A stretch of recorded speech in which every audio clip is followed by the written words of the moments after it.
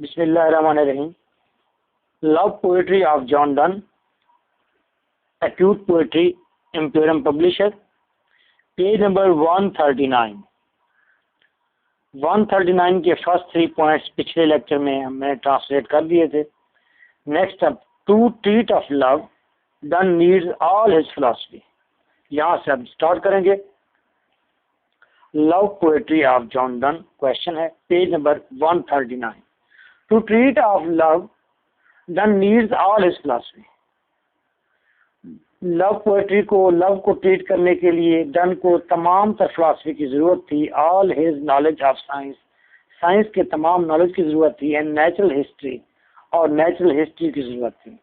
Astronomy को इस्तेमाल किया उसने, एस्ट्रोलॉजी को लिया उसने, फाइन आर्ट्स का काम देखा, जियोग्राफी को डिस्कस किया, उसको लेकर आया to expand his emotions.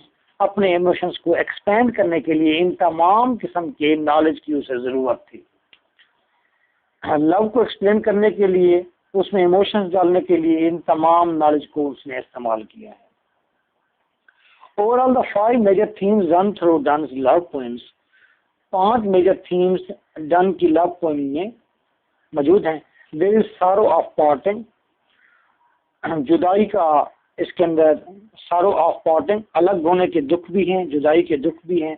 The misery of सक्रेसी, और फिर चीज़ों को, राज की जो मिजरी है, दुख है, उसको भी झीला है उसने, उसकी भी ट्रीटमेंट दिखाई है. The falseness of the mistress, mistress जब फॉल्स थी उसकी भी बात की है. The fickleness of the lover, lover की फिकलनेस, अनसर्टेनिटी को भी डिस्कस किया है. And finally hatred for love itself, और मोहब्बत से भी नफरत को, मोहब्बत से नफरत का इजहार भी उसने अपनी पोएट्री के अंदर किया है.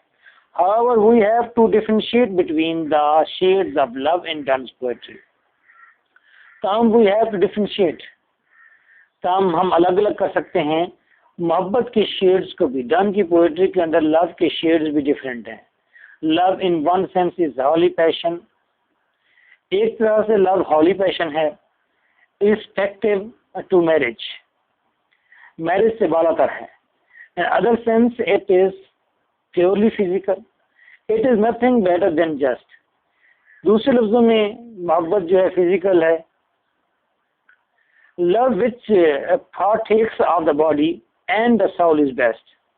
Love which partakes of the body, love जो कि partakes of the body, body में मौजूद होता है love, and the soul is best.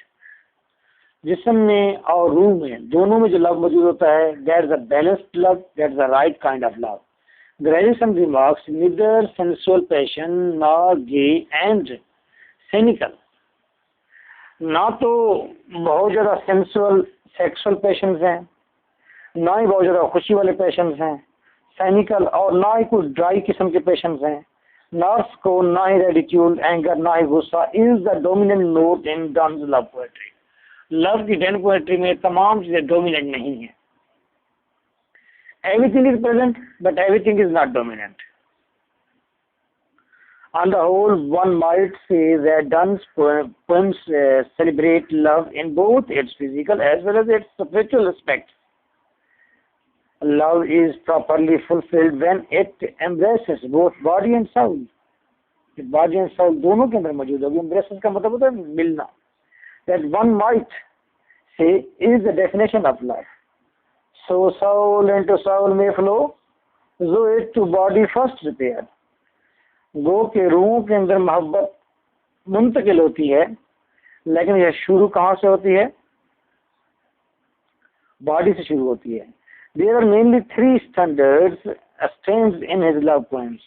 उसकी लव पोएम्स में 3 स्टैंड्स हैं, 3 रंग हैं, 3 स्टैंड्स हैं. Firstly there is a सैनिकल.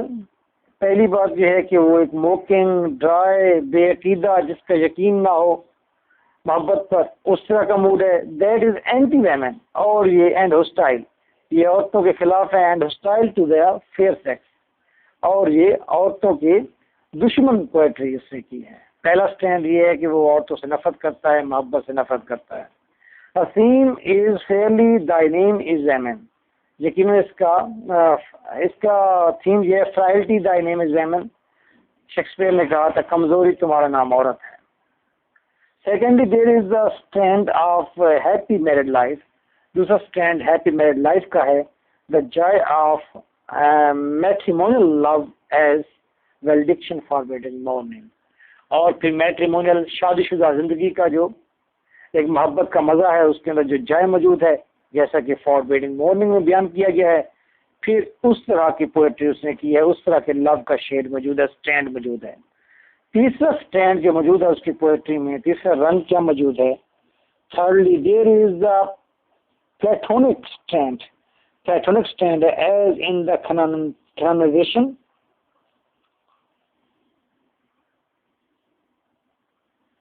where love is regarded as holy emotion like the worship of a worshipper to God। और ये प्लेटोनिक जो है इसके अंदर वेमेन जो है वो सेंटर है और इंसान मर्द जो है उसके राउंड है, यानी कि उसके अंदर सिर्फ पूजा की जाती है, वर्शिप की जाती है, ऐसे वर्शिप की जाती है वेमेन की जैसे कि गॉड की कोई वर्शिप करता है। The technique of Donne's love poetry demands some notes।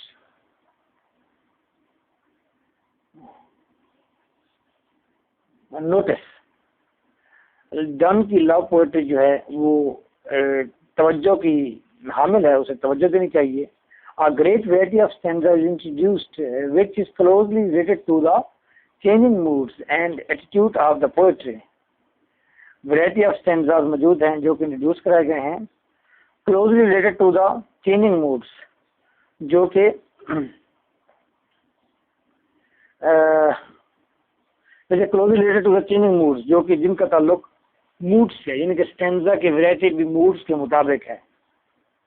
Stanza उसे इस अंदाज से स्टैंजे क्रिएट करता है, रिदम क्रिएट करता है जो कि मूड को सूट कर जाए। And attitude of the poetry toward the theme of love. और मोहब्बत के थीम के बारे में पोएट्री का जो एटीट्यूड चल रहा होता है उसके मुताबिक स्टैंजा होता है। ओवर मैनी ईयर्स, कई सालों के दौरान जो पोएट्री उसने की है उसके अंदर उसका क्या एटीट्यूड था, क्या थीम थे, उन तमाम चीज़ों को सामने रखकर उसे स्टैंजे क्रिएट किए हैं। His poems are an effort to deal deeply with the psychology of love। तो उसकी पोएम्स में लव की साइकोलॉजी को ट्रीट किया गया है। His poems do have the flexibility। उसकी पोएम्स के अंदर फ्लेक्सिबिलिटी है, लचक मौजूद है। And liveliness of the spoken English, और कोलिकल उसके अंदर डायलॉग्स हैं, उसके अंदर एब्स्ट्रैक्ट डिस्कशन है, फ्रैंक पैराग्राफ है, फ्रैंक फ्रेजेस हैं, जो उस चीज़ की वजह से हम कह सकते हैं कि स्पोकन लैंग्वेज जैसी उसकी सारी पोएम्स हैं। The dramatic opening of his love poems in particular और कन्वर्सेशनल इन ट्यून। और ड्रामेटिक अंदाज में जब शुरू करता है अपनी पोएम्स को तो ऐसा लगता है जैसे कन्वर्सेशनल टून हो, बस गुफ्तगू वाली टून हो। Go and catch the following star, वो एक सिंपल बिजी ओल्ड फूल अनडुली सन, बिल्कुल कन्वर्सेशनल ट्यून है उसकी। Donne's language thus gives an impression that his love lyric grew naturally।